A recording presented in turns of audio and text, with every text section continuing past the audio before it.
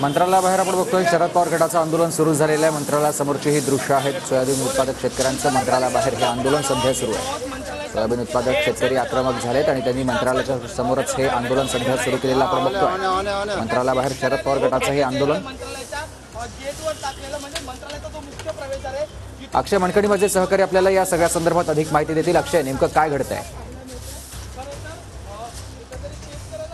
सुमित, आपण सध्या पाहत आहोत की मंत्रालयाच्या गेटवरती सोयाबीन जे आहेत ते फेकण्यात आले। सोयाबीनला हमीभाव मिळत नसल्या कारणामुळे संतप्त शेतकऱ्यांनीही मंत्रालयाच्या मुख्य प्रवेशद्वाराच्या बाहेर हे आंदोलन केलेलं असल्याचं पाहायला मिळतं। आता त्या तरुण शेतकऱ्याला जे आहे ते पोलिसांनी ताब्यात सुद्धा घेतलेलं आहे, परंतु राज्यातील शेतकऱ्यांचा आक्रोश जो आहे तो आता मंत्रालयाच्या गेट परिसरापर्यंत आलेला असल्याचं पाहायला मिळतं। एकीकडे राज्यभरामध्ये विधानसभेचे वारे वाहू लागलेत आणि दुसरीकडे शेतकरी आपला आक्रोश जो आहे तो अशा पद्धतीने मांडताना पाहायला मिळत आहेत।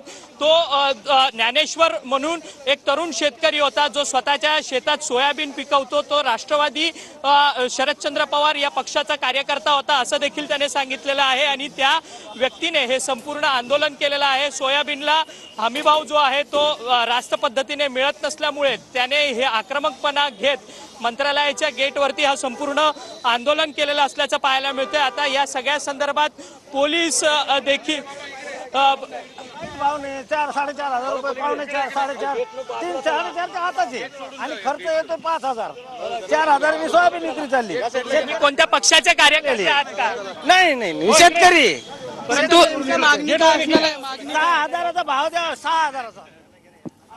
की पोलीस या सर्व शेतकऱ्यांना जे आहे ते आता ताब्यात घेताना पाहायला मिळत आहेत। शेतकऱ्यांची रास्त मागणी होती की संपूर्ण सोयाबीनला योग्य पद्धतीने हमीभाव मिळावा, परंतु सोयाबीनला भाव मिळत नसल्यामुळे कुठेतरी आम्हाला त्रास जो आहे तो होत असल्यामुळे आम्ही अशा पद्धतीचं आंदोलन जे आहे ते केलेलं आहे, अशी प्रतिक्रिया जी आहे ती शेतकऱ्यांनी दिलेली आहे। आणि आता सध्या मंत्रालयाच्या गेटवरती आपण पाहू शकतो की जे सोयाबीन आहे ते आता काढण्याचं काम जे आहे ते सफाई कर्मचारी करताना पाहायला मिळतात आणि त्याचसोबतच मंत्रालयाच्या मुख्य प्रवेशद्वारावरती आता पोलिसांचा बंदोबस्त जो आहे तो मोठ्या प्रमाणात वाढवलेला असल्याचं पाहायला मिळतंय। शेतकऱ्यांनी अशा पद्धतीने आक्रोश जो आहे तो आपला मंत्रालयाच्या मुख्य गेटवरती नोंदवलेला आहे। बरोबर आहे, शेतकरी सध्या आपल्या मागण्यांसाठी आक्रमक झाले। धन्यवाद तुम्ही दिलेल्या सविस्तर माहितीसाठी।